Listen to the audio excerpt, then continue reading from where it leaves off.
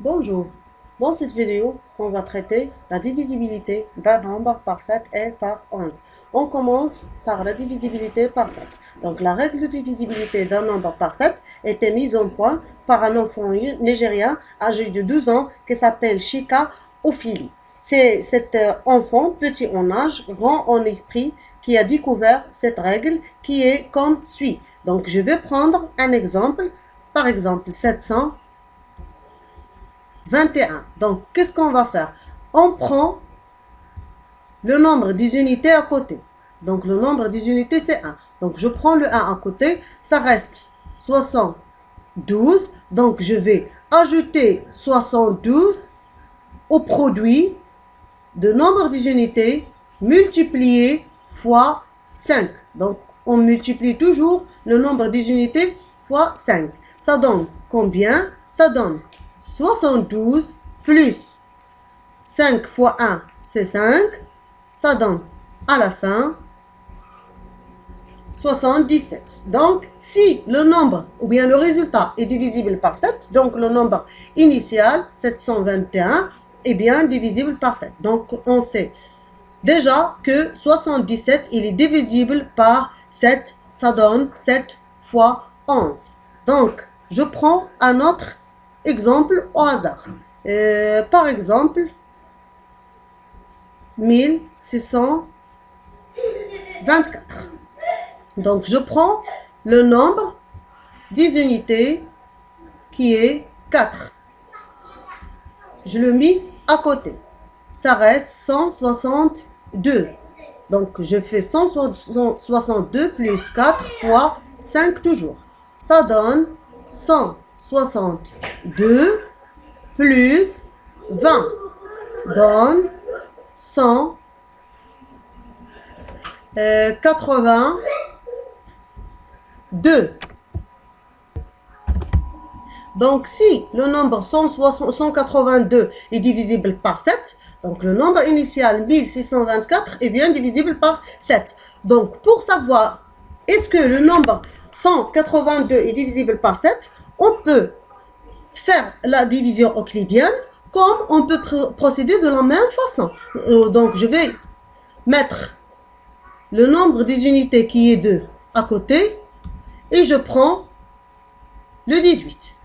Donc, 18 plus le nombre des unités qui est 2 fois 5. Ça donne 18 plus 10, ça donne 28.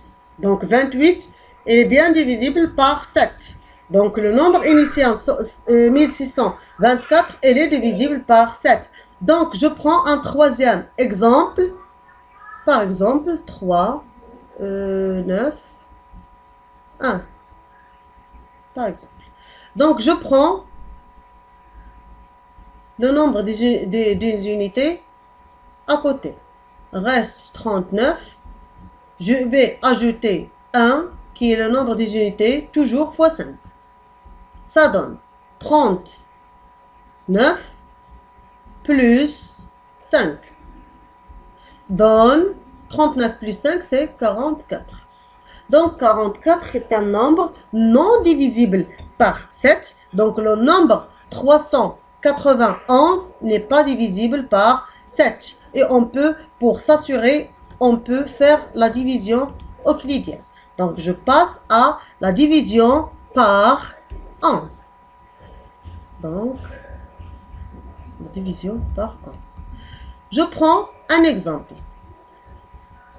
Ici, une chose très importante, on parle d'un nombre qui se compose de 3 chiffres.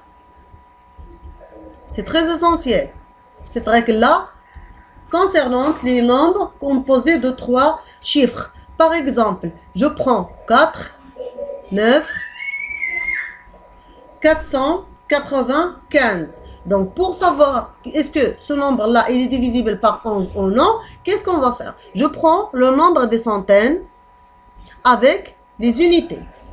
Donc, le nombre des centaines, c'est 4. Le nombre des unités, c'est 5. Je vais faire la somme. La somme des deux. Donc, 4 plus 5, c'est 9. si on a trouvé le nombre qu'on a à l'intérieur, donc si on a trouvé le nombre qu'on a dans les dizaines, ça implique que le nombre est bien divisible par 11. Donc, on peut déduire que le nombre 495, il est bien divisible par 11 parce que 4 plus 5 donne 9. Donc, un deuxième exemple, 7, 3, 2. Donc, qu'est-ce qu'on va faire? Le nombre des dizaines, des centaines, c'est 7. Je vais faire 7 plus le nombre des unités qui est 2. Donc, 7 plus 2, ça donne 9. On n'a pas 9 à l'intérieur. Donc, ce nombre-là n'est pas divisible. Donc, ce nombre n'est pas divisible par